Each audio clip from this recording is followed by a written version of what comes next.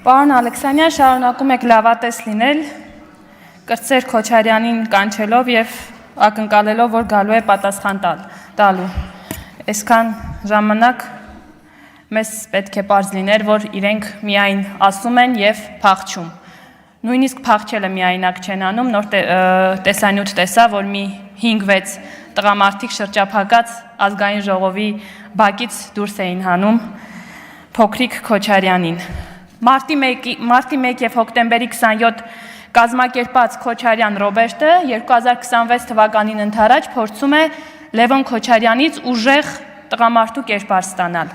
Սա կարծում եմ արձանագրել են իրենց համար բոլոր գիտակից քաղաքացիները։ Տպավորություն է, որ Լևոն Քոչարյանի ամեն ելույթը Հայաստան խմբակցության եւ իր ընտանիքի համար ինչ-որ առանձնահատուկ արարողակարգ է, եւ ինձ թվում է անգամ ելույթից առաջ, մի օր առաջ բեմադրում են Քոչարյանների ընտանիքում, թե խմբակցությունից ով ինչ դեմքով եւ դիրքով է մտնելու նիստերի դալիճ եւ տեղավորվելու իրենց աթոռներին, որովհետեւ ամեն անգամ, երբ փոքրիկ Քոչարյանը մոտենում է այս ամբիոնին եւ սադրանք է հրահրում, չի եղել գետ մի դեպք, երբ գոնե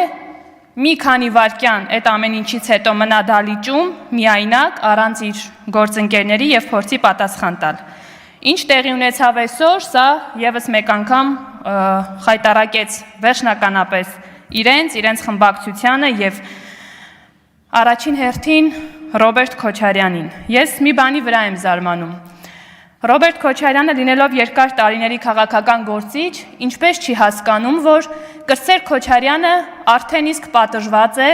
լինելով հենց իր որդին, կրելով հենց Քոչարյան ազգանունը։ Ես զարմանում եմ, ինչպես կարող է ծնողը չխնայել իր սեփական որդուն։ Նորից եմ կրկնում։ Մարտի 1, հոկտեմբերի 27 կազմակերպած Ռոբերտ Քոչարյանի որդուն մենք միշտ հիշելու ենք այդ նույն ձևակերպմամբ։ Չի կարելի խոսել Լևոն Քոչարյանի մասին առանց հիշելու իր հորը եւ թե ինչ դեպքերի եւ իրադարձությունների հետ է կապվում վերջինիս հոր անունը։ Ինչպես էին պրիվետ Ռոբ ասելու համար ծեծելով սպանել Պողոս Պողոսյանին։ Ես չգիտեմ, քանի տարի էլ անցնի, դա մոռանալ հնարավոր չի եւ Լևոն Քոչարյանը ստիպված է ընդունելու, որ իրեն հիշելու են միշտ այդ դրվագներով, միշտ հիշելու են, որ ինքը մարտի 1 եւ հոկտեմբերի 27 կազմակերպած Ռոբերտ Քոչարյանի որդին է։ Ու սա այո, ես համաձայն եմ, որ դժվար է, սա խարան է, որը դաջված է Լևոն Քոչարյանի ճակատին, բայց ստիպված է դա կրել իր ամբողջ կյանքի ընթացքում։ Իմ գործընկերները ամեն ինչ ասեցին եւ ես ստորագրում եմ յուրաքանչյուր ասացի տակ եւ մի բան եմ ուզում նշել, որ տղամարդ